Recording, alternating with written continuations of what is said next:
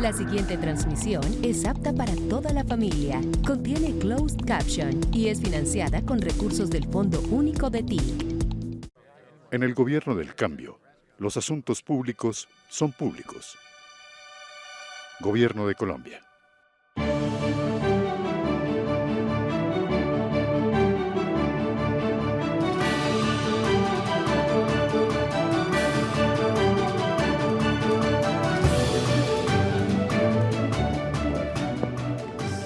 Señor magistrado, prácticamente nos honra con su presencia, porque aquí desde hace tiempos no vienen magistrados.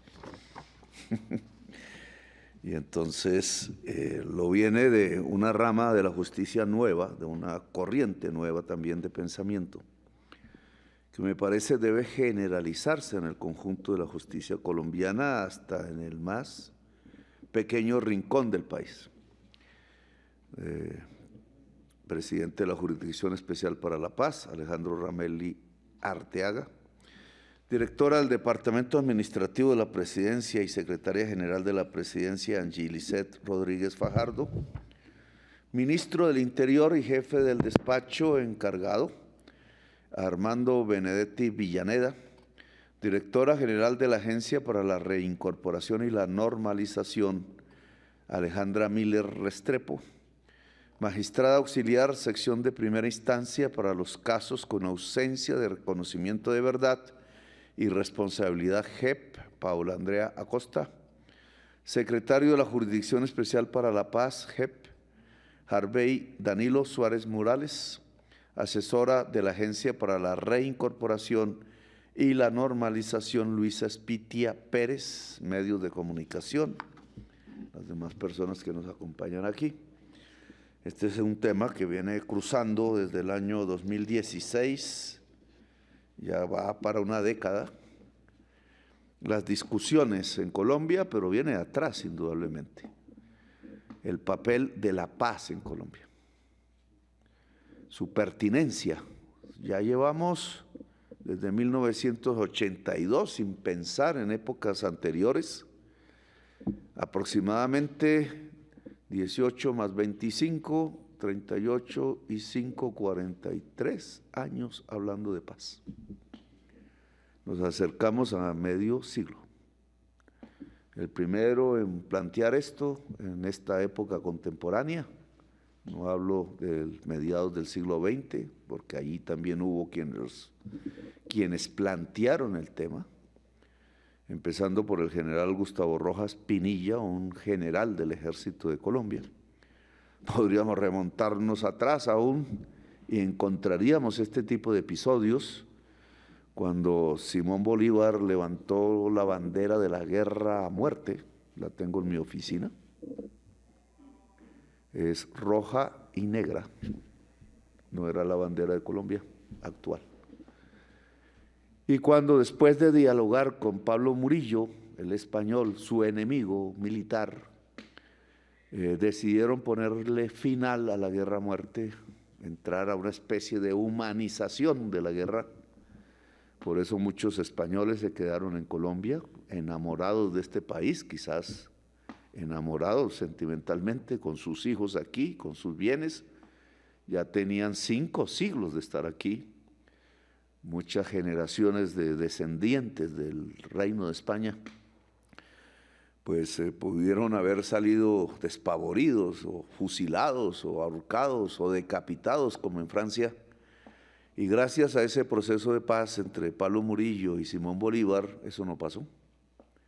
Nos independizamos y no hubo esas marcas de sangre y de venganza que hubieran podido seguir durante siglos hasta el presente. Luego, el tema de la guerra a muerte y de la paz han estado desde el nacimiento mismo de nuestra república. Y en eso la conversación, el diálogo entre Pablo Murillo y Simón Bolívar son claves.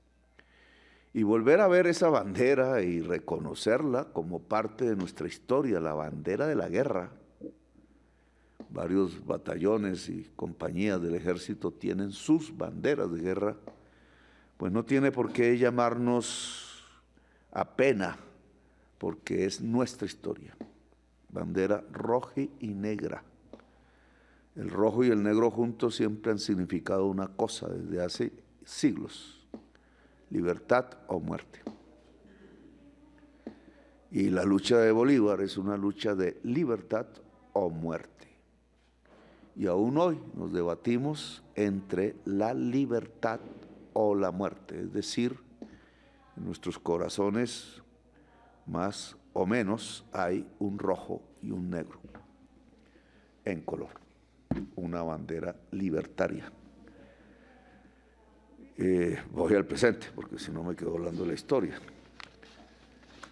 Estamos hablando aquí de un acuerdo, convenio, entre una institución del Ejecutivo y una institución del Judicial, ambos surgidos a partir del 2016, con más o buen sentido. Las evaluaciones las tiene que hacer el pueblo de Colombia. Surgen del acuerdo de paz de 2016 entre el Estado de Colombia, no entre Santos, ojo, error periodístico. El presidente Santos era en ese momento el jefe del Estado,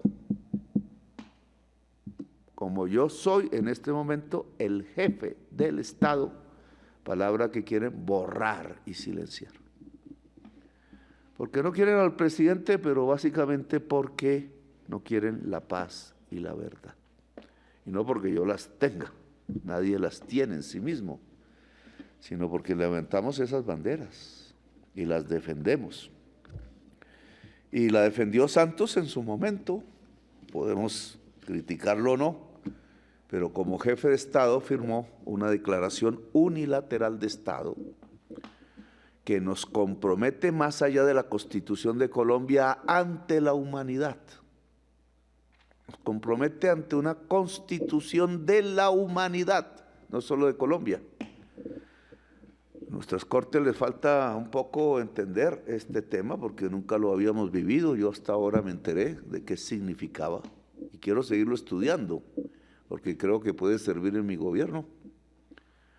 Porque comprometerse ante la Constitución de la humanidad hoy por hoy en temas de paz es comprometerse ante las Naciones Unidas en su instancia más eficaz y de mayor poder planetario, el Consejo de Seguridad de las Naciones Unidas, donde se sientan las potencias del mundo, las que vencieron en la Segunda Guerra Mundial a Hitler y otras que por elección de la plenaria de Estados llegan allí.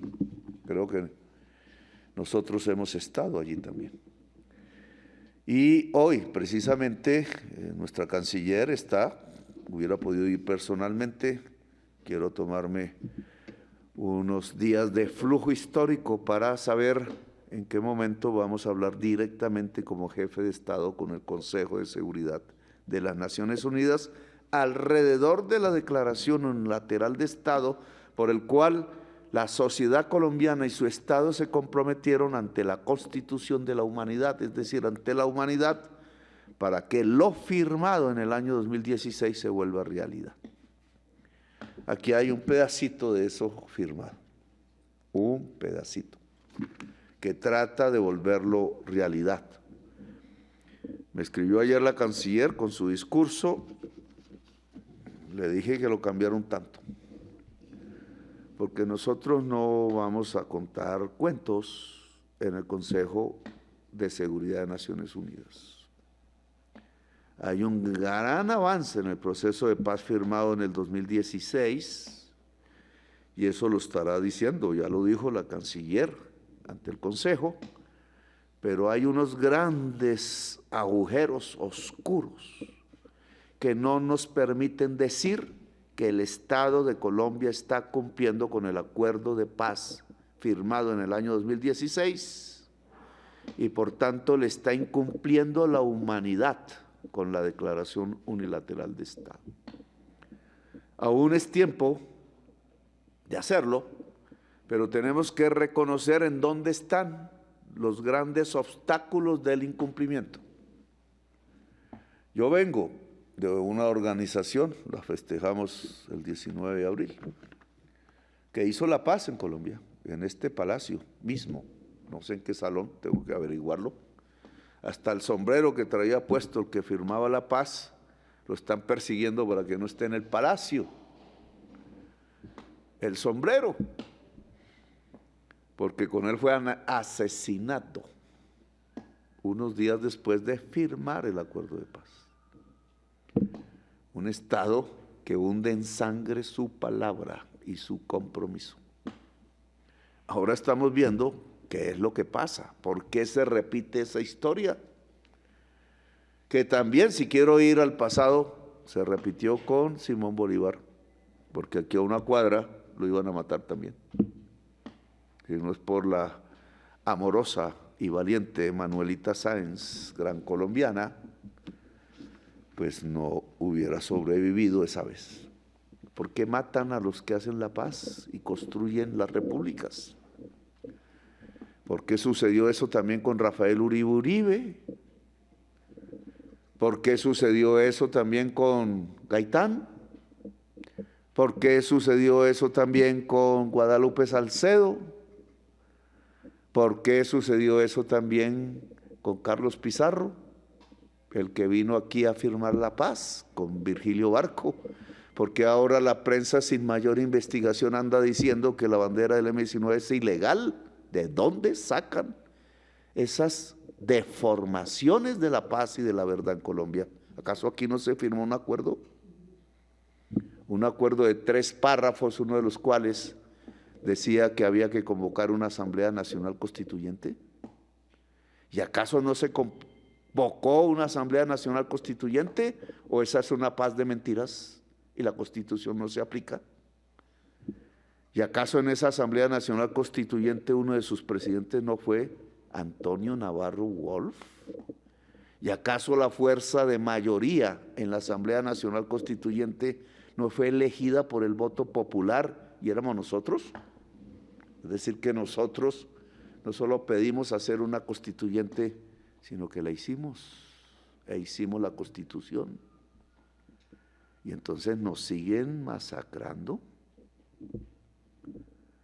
Tan alta aversión hay a la verdad y a la paz, que no logramos ni siquiera firmándola cumplirla. Pues me toca hablar de la actual, que es lo que nos convoca aquí, 2016. Yo creo que hay 4 grandes temas, le decía hace un momento, grandes capítulos, llamémoslos así, de un documento bastante extenso que me he leído. Creo que no muchos colombianos se han leído el acuerdo de paz, lo critican sin leerlo. Pues por eso, en un plebiscito o algo así, que ese sí se permitió, hundieron la paz de Colombia. Con mentira, no con la verdad. Que se iban a volver homosexuales los hijos de los pobres, mentirosos. Que le iban a quitar las pensiones a los taxistas y el taxi, mentirosos. Que no sé qué, que la FARC se iba a tomar porque ya había llegado a La Calera y se iba a tomar la ciudad de Bogotá, mentirosos. Que le iban a entregar el gobierno, el presidente Santos, la banda presidencial a Timochenko, mentirosos. Se lo entregó fue a Duque. No puedo decir si salió bien o mal. ¿Por qué tanta mentira? ¿Por qué tanta mentira en la mente del pueblo para que el pueblo no encuentre, obviamente, la verdad, ni encuentre la paz? Y solo hay una razón, porque en la mentira y en la violencia, unos muy poquitos colombianos se vuelven hiper mega ricos con la riqueza nacional. Un país en paz y descubriendo verdades no se deja robar lo que es del pueblo. Y aquí se lo están robando todos los días. Hasta el poder de la comunicación se lo robaron. Y esos 4 grandes capítulos, ¿en qué consiste y por qué digo que se está incumpliendo el acuerdo de paz? En esos capítulos, en lo esencial. Porque esos capítulos dicen, 1, que hay que hacer una reforma agraria de 3 millones de hectáreas. 3 millones de hectáreas. 2, que los territorios PEDEX donde estuvieron la FARC combatiendo deben lograr el desarrollo y el progreso, incluirse en el desarrollo nacional. 3, porque debe haber verdad plena sobre el conflicto armado en Colombia. Para eso se creó un tribunal, que es la JEP, aquí presente. Y 4, porque los combatientes que firmaron la paz deben vivir dignamente y los están matando. Y entonces es culpa de Petro, dirán, como siempre. ¿Es culpa de quién? ¿Por qué se incumple el proceso de paz? Ya saldrá el trino ahí de los valerosos licaristas, que no persigue la fiscalía porque nos amenazan a muerte, y es bueno que nos amenacen a muerte, dicen muchos, a ver si no hablamos, a ver si no gobernamos. Pues ahí dicen, en el primer punto, voy a referirme a la reforma agraria, que simplemente Petro no ha podido entregarle 3 millones a los campesinos de Colombia, que es lo que dice el punto, no desiertos, sino tierras fértiles, porque los terratenientes no sueltan la tierra, como decía Álvaro Gómez Hurtado.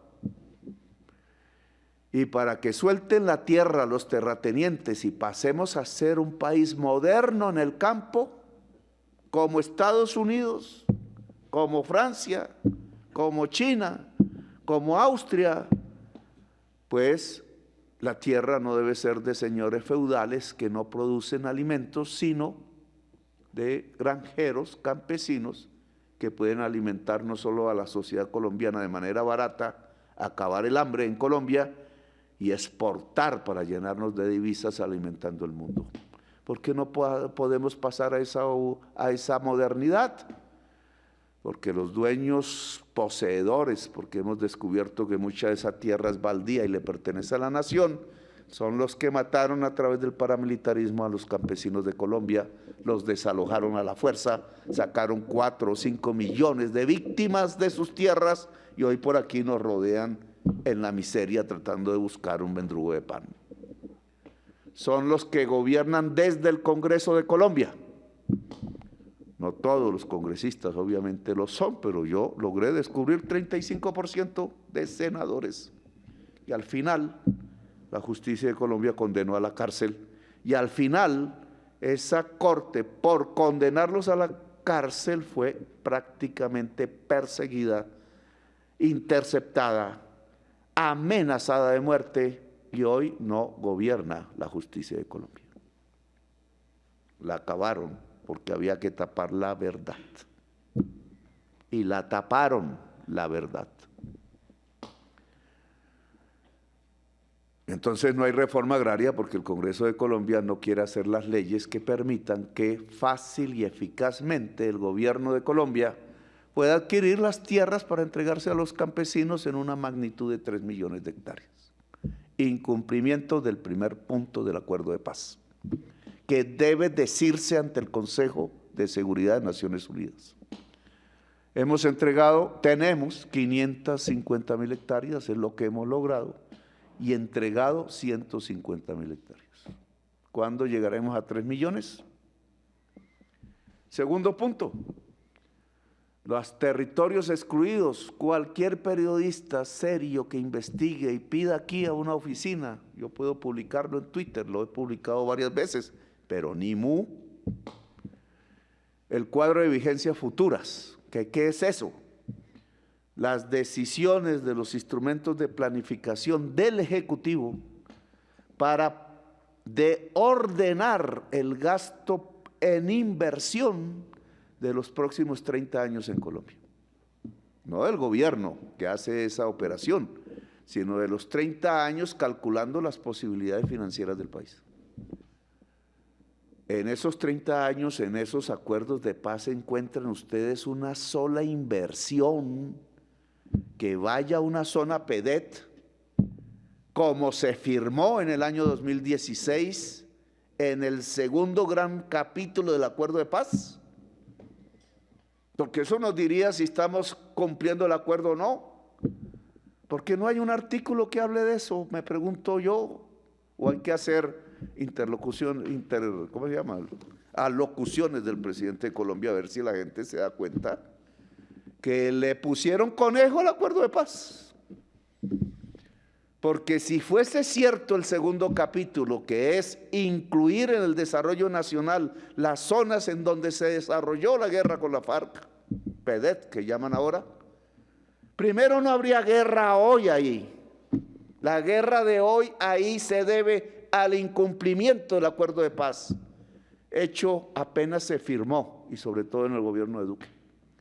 Pero se comprueba en el cuadro de las vigencias futuras, porque hay casi 100 billones de pesos de lo que serán los presupuestos de Colombia en inversión hasta dentro de 30 años, que se dedican exclusivamente en un 85% a las 4G y las 5G de los dueños de los medios de comunicación, con los cuales el Estado ha contratado concesiones viales para llenar el país de peajes. A tal punto ha llegado ese absurdo y esa traición con la paz, que tiene unos protagonistas, sí, el señor Cárdenas, el señor Vargas Lleras, sí, y otros. Pero a tal punto ha llegado esa traición con el acuerdo de paz, que hoy, cuando se habla del déficit fiscal en Colombia, se hacen las cuentas mal, adrede. Dicen el FMI que tenemos 50 billones de pesos de descuadre, no de deuda, que es mucha más grande, sino de descuadre entre nuestros ingresos y el gasto para pagar esa deuda. 50 billones. Y ahí metieron lo que hemos pagado para subsidiar la gasolina de los ricos de Colombia, pagándole a Ecopetrol deuda que dejó Duque. ¿Cuánto es? ¿No son 40 billones lo que hemos pagado? Y entonces eso no se les debería sumar a la deuda que hoy todavía no hemos pagado para llegar a equilibrio fiscal, 50 billones. Y eso no nos debería llevar mentalmente en unas matemáticas relativamente fáciles a que Duque dejó un déficit fiscal de 90 billones y nosotros lo llevamos a 50. Pero que haber pagado ese subsidio a los ricos de Colombia, poseedores de 4 puertas y otras, significa que se sacrificó al pueblo colombiano en sus gastos más esenciales y en sus derechos fundamentales. Pensaron en las 4 puertas y no en cumplir el proceso de paz. Y como las 4 puertas andan en gasolina y van en grandes autopistas a ver si se parece Colombia a Florida, entonces toda la inversión pública la comprometieron para hacer dobles, calzadas y 4G, que ninguna pasa por una zona PEDET. Y entonces no traicionaron el acuerdo de paz del año 2016. Está traicionado, porque no es cierto que se esté incluyendo el territorio que ha sido excluido y que ha sido cuna de la violencia por generaciones en el desarrollo nacional. Al desarrollo nacional solo incluyeron las propiedades de los que viven en el sur de Medellín y de los que viven en el norte de Bogotá, y punto. Y hay un tercer capítulo, la verdad, que es lo que nos convoca aquí. La verdad. Y claro que la JEP ha descubierto cosas que hay que tapar rápido para que no se extiendan mucho en la comunicación popular, porque traería consecuencias si la mayoría de la sociedad colombiana las pudiera reflexionar y digerir. Hablábamos de algunas, han pasado muchas, ¿cierto? Un presidente de Colombia se hizo reelegir con unos senadores que eran socios del narcotráfico de Colombia y ordenaban asesinatos de su propio pueblo. ¿Eso nos parece sencillo? ¿Eso pasa en toda la humanidad? Aquí compraban los congresistas en este salón y los congresistas que hacían las leyes eran de la organización paramilitar narcotraficante de Colombia. Nuestras leyes la hicieron narcotraficantes, en parte. ¿Y qué? ¿Esas leyes siguen? ¿No hay reforma posible? Si planteamos reforma, entonces el Congreso se dedica a tapar y a cancelar las reformas en Colombia como si se pudiera tapar la verdad, que en ese Congreso se sentaron 32 senadores, se hicieron mayoría para dos objetivos fundamentales: tapar la verdad de Colombia porque ellos eran socios del asesinato y el genocidio, y reelegir al jefe de ese proceso para que nunca hubiera verdad en Colombia. O otras verdades, acabamos de ver una. En el batallón Charri Solanos hay restos humanos que acaban de ser, ¿cómo se dice técnicamente? Descubiertos, exhumados, la palabra. Y solo una parte, no se ha hecho la labor, porque en este gobierno abrieron huecos que están en el barrio, en el Charri Solano, sin que nadie se diera cuenta, y no sabemos qué sacaron de ahí. Investigación que tiene que ordenar el gobierno nacional. En no en esa época, ¿qué sacaron? ¿Por qué? Y ahora, si se hace un trabajo a fondo, ¿cómo así que antes del Palacio de Justicia habían cuerpos de desaparecidos en una institución del Estado? Y después también. Antes y después. ¿Acaso que este no era el ejército de la libertad, de los derechos, de la República y de Simón Bolívar? ¿Qué les pasó?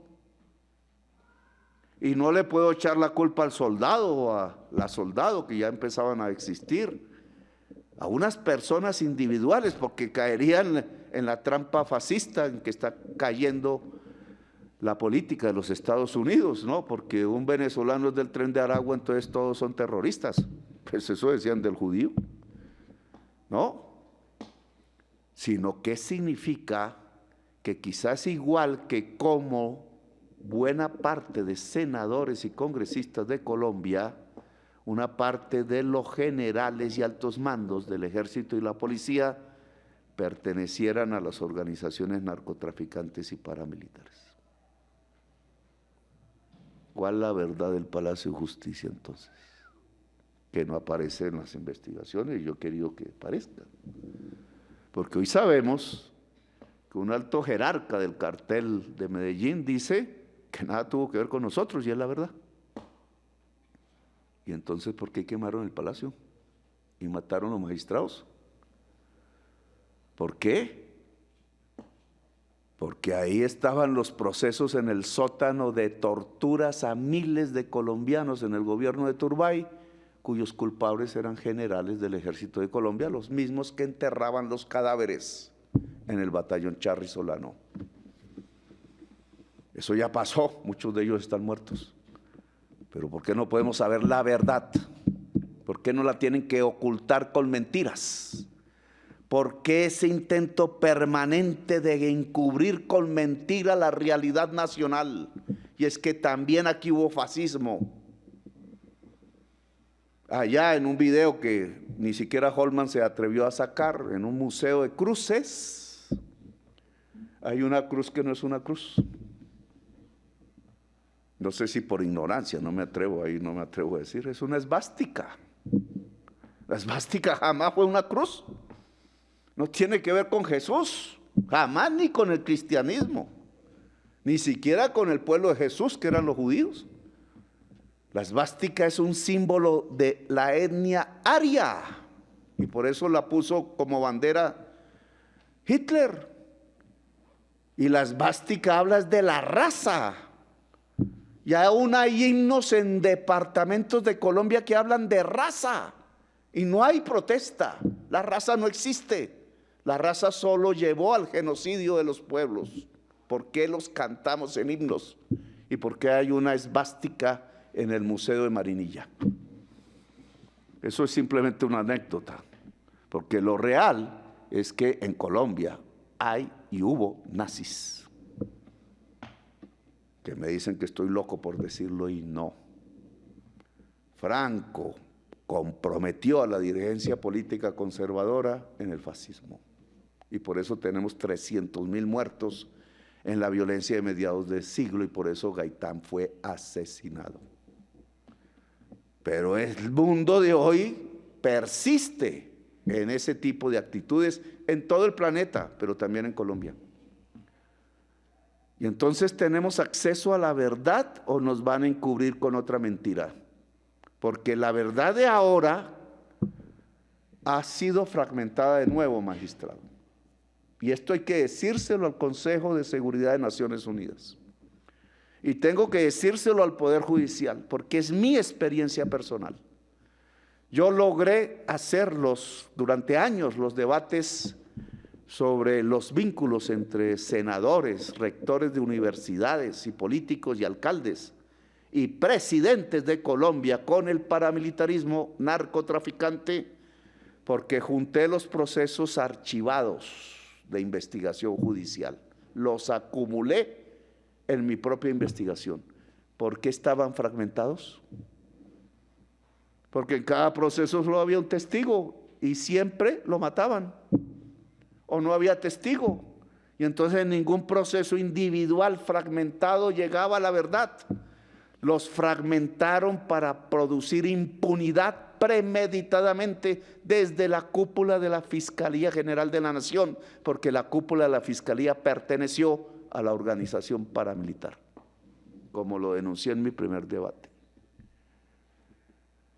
Y entonces ahora que se deberían recoger para encontrar la verdad judicial, que solo tiene como apoyo quienes deciden confesar ante la JEP, entonces ahora hay sentencias de la Corte Constitucional que prohíbe que un paramilitar vaya a declarar a la JEP, que prohíbe que un narcotraficante vaya a declarar a la JEP, que prohíbe que cualquier civil, tercero le llaman, ¿cierto? No sé el nombre técnico, vaya a declarar ante la JEP.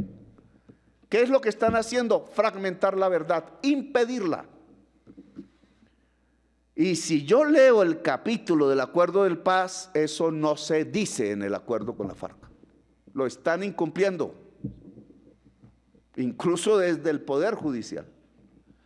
Porque todos los paramilitares deben ir a confesar. Y si la confesión les permite beneficios jurídicos, eso no lo determino yo, pues deben tenerlo. ¿Qué? ¿Miedo a la verdad? Pues claro que hay miedo a la verdad, pero no de nosotros, sino de los criminales que mataron al pueblo de Colombia. Por eso están fragmentando la verdad y hay que decírselo al Consejo de Seguridad de las Naciones Unidas, porque se está incumpliendo el compromiso con la humanidad que el presidente Santos hizo como jefe de Estado ante las Naciones Unidas, con el acuerdo hecho con la FARC en el año 2016. Y podríamos seguir con el cuarto punto, pero me extiendo demasiado. Los excombatientes los están matando. ¿Quiénes lo matan? Por Y o X razón. Las nuevas organizaciones narcotraficantes, cuyos jefes son albaneses, croatas, mexicanos, cuyo centro de control está en Dubái, Emiratos Árabes Unidos, no en Bogotá. La nueva Miami del lujo, allá viven en medio del lujo, que se han apropiado de instituciones de la policía, de instituciones del ejército, que están metidos dentro del Congreso de la República, que nos infiltran incluso en este palacio una y otra vez, tratando de volver a capturar el Estado para enriquecerse, y para ello necesitan más y más violencia, y por eso ponen bombas a las personas civiles en pueblos como La Plata. otra vez.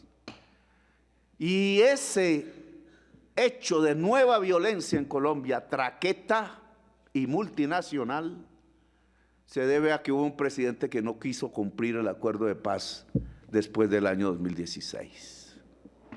Y se tiró todo y volvió a ejercer y a hacer violencia en los famosos territorios PEDETs, que nunca quisieron desarrollar. Y allí viven los excombatientes de la FARC que firmaron la paz. E inocentes o no, los están matando porque la violencia llega de nuevo con su poder narcotraficante a los PEDETs, porque el Estado les dio la espalda, porque el Estado lo permitió, porque mucha gente del Estado vive también de las ganancias de la cocaína del Micay o del Catatumbo, y muchísima gente fuera del país con altísimos poderes económicos y con poderes sobre el circuito del capital financiero en el mundo. Dejo aquí, porque esto lo digo, porque este papel obviamente es un avance, pero lo que nos falta por hacer, y este gobierno le presentará al Congreso todo, lo ha venido haciendo, Congreso irá, si no cambia su actitud detrás del señor Efraín Cepeda, irá negando y negando el acuerdo de paz. Solo que yo iré al Consejo de Seguridad de Naciones Unidas como jefe de Estado y plantearé la verdad. Que el Estado de Colombia, no el presidente jefe de Estado, incumplió el acuerdo de paz con la FARC y le incumplió a la humanidad el compromiso que había hecho en el año 2016. Ya podrán investigar ustedes qué sucede cuando eso pase.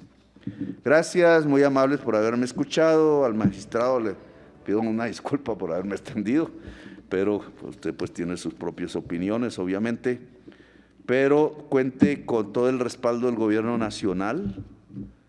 La plata no se va primero al señor Luis Carlos Sarmiento, no señor, no se va a Bancolombia, en los fideicomisos de las dobles calzadas, eso se acabó. Vamos a mirar porque hay 13 billones guardados en esas fiducias, que no puede recuperar el gobierno y la plata pública, pero que no se ha gastado porque no han hecho las 4Gs.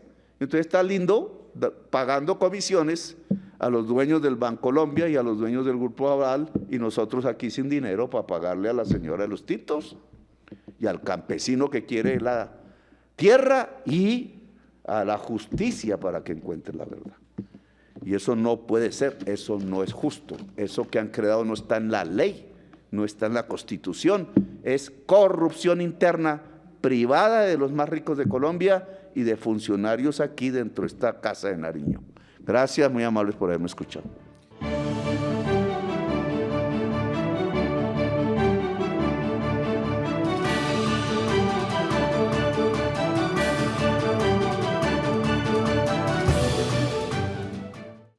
En el gobierno del cambio, los asuntos públicos son públicos.